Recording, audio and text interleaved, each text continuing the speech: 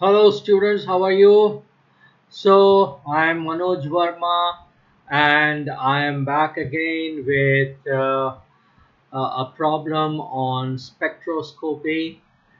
This problem I have taken from the chemistry A-level examination code 9701 October 2016 paper variant number 42 question number 8. So this is a mixed question in which part of the problem is based on C13 spectroscopy and the remaining part of the problem is based on proton NMR spectroscopy.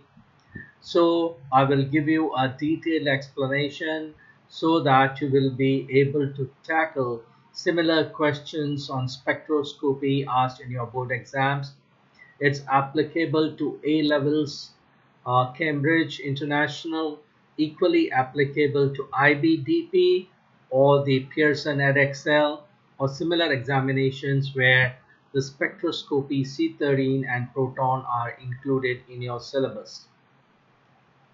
So let's start with the problem and let's see how we tackle this. So there are four possible structural isomers of C5H10O2 that are carboxylic acids. The first isomer has been drawn. Draw the skeletal formulae of the other three structural isomers. So if you see here, one structure has been drawn like this, and we have to draw the other three isomers. So the other three isomers we can draw by changing the carbon chain, the pattern of the carbon chain. However, the carboxylic acid will be always at the terminal position because carboxylic acid is always occupying a terminal position. So we can draw one structure like this: 1, 2, 3, 4, and 5 carbons, and there are no branches, a straight chain of carboxylic acid. Or we can draw a branch. Here the branch is on the third carbon. We can have a branch on the second carbon, and then we can draw this isomer. This also contains 5 carbons, and it's a carboxylic acid having the same molecular formula. Or we can draw this isomer where there are two methyl groups. There is a tertiary carbon and then COH. So these are the possible isomers. Okay, so now state the systematic name of isomer 1. So the isomer 1 is this. So you can see that there is a methyl group, but this will be on the second carbon, because when we number the carbon atoms, then we will number the carbon atoms starting from the carboxyl group. So this will be our first carbon, this will be the second, this will be the third, and this will be the fourth. And on the second carbon we have the methyl group, so 2 methyl, and then there are 4 carbons in a carboxylic acid, so the name will be 2 methyl butanoic acid. I think you understood this. Okay, now the next question is about the C13 NMR, and F is one of the 4 isomers. A carbon 13 NMR spectrum of F is shown, and you have to actually identify the isomer to which this C13 spectrum belongs. So how I have tackled this question is like this, that we find that there are 3 peaks. As you can see, there are 3 peaks in this spectrum. One peak is at 27, signal is at 27, one is at 41, and the third peak is at 179. So there are 3 peaks. This small peak is due to the solvent being used. This is the sorry, this is the reference compound which is taken as 0, so we don't bother about this. So basically there are 3 peaks, so we have to think that which isomer will have 3 peaks. So for that we have to identify the different carbon environments that corresponds to the number of peaks. So if you look at this carbon environment is different from this carbon environment is also different, this carbon environment is different, this carbon environment is different. So there will be 5 peaks, so this cannot be the answer because we need to look at that isomer which has only 3 peaks. So this cannot be. Let's find out what can be the isomer which has 3 peaks. So looking at this, once again, 1, 2, 3, 4, 5.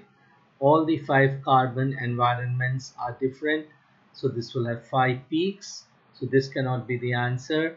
Here, these 2 carbons have identical environments. So 1, 2, 3, and 4. So this will also not be the answer because this will have 4 peaks. But look at this.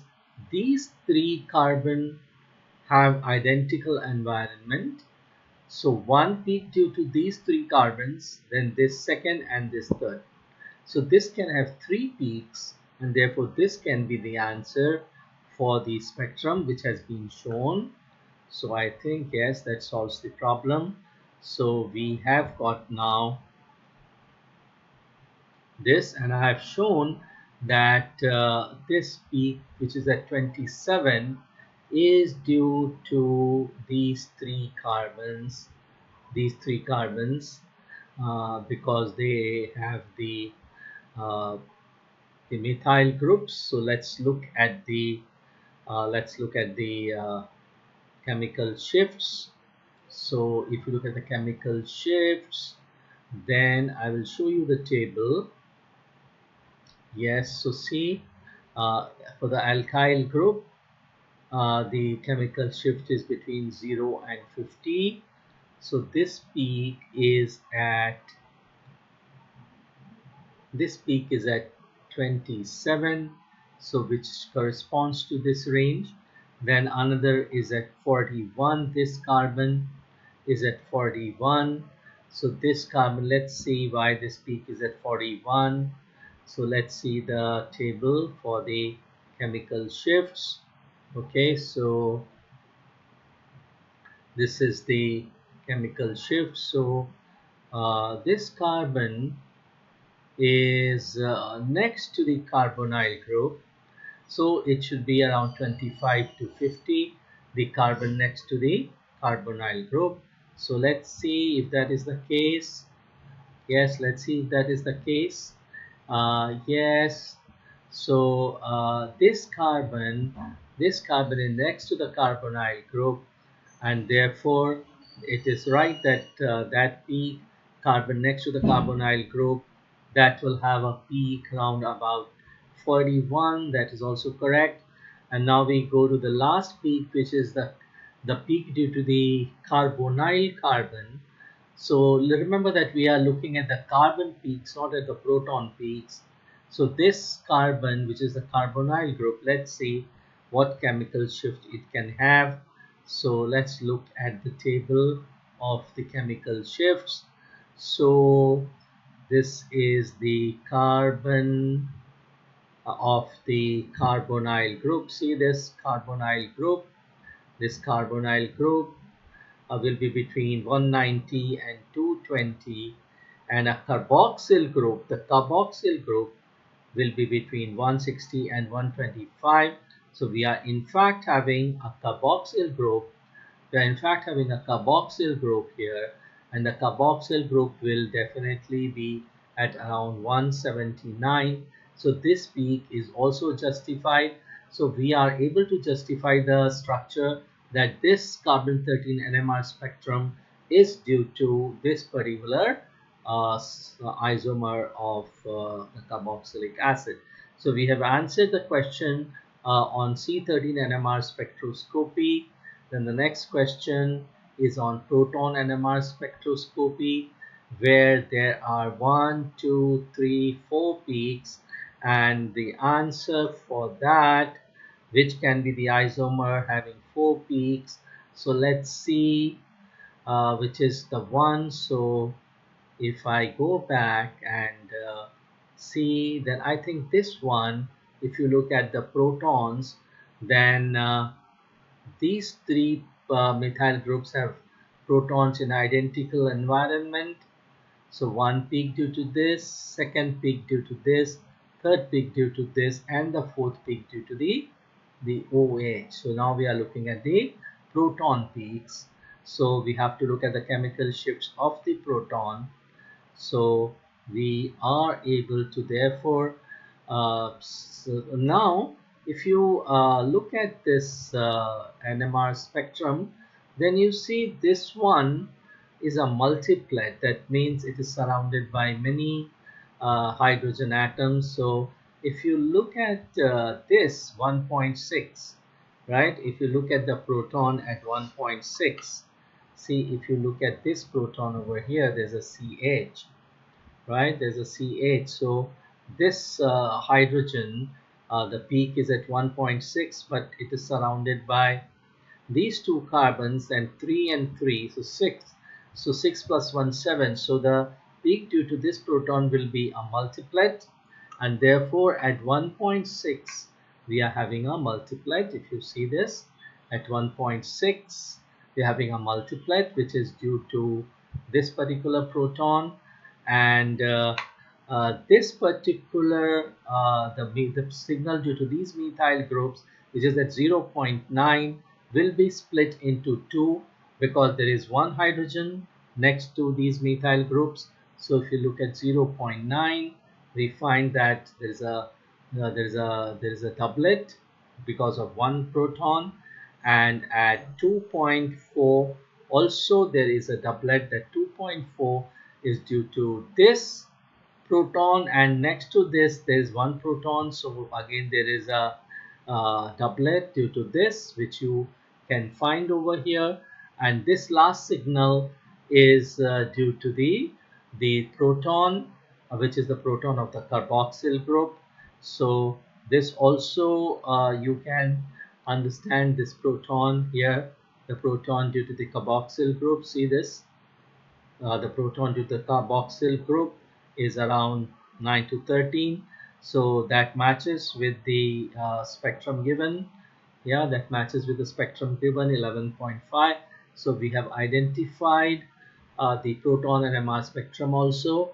And the last question is, name the formula of the suitable solvent for obtaining the proton and NMR. And as you know, CdCl3 is a suitable solvent, where we have a deuterium atom instead of a proton, so that it does not produce its own peak, and we get a proper and a clean NMR spectrum. So that's the solvent being used. Thanks for watching. Hope your concepts about the C13 NMR spectroscopy and about the proton NMR spectroscopy have been to a large extent explained, and you know how to apply your knowledge of proton and C13 NMR spectroscopy to the kinds of questions which are put up in the board examinations. Please do more of such practice, and thanks for watching. If you found the video to be useful, please comment and give it a like, and subscribe to the channel, and also share it with your friends. Thanks a lot for watching.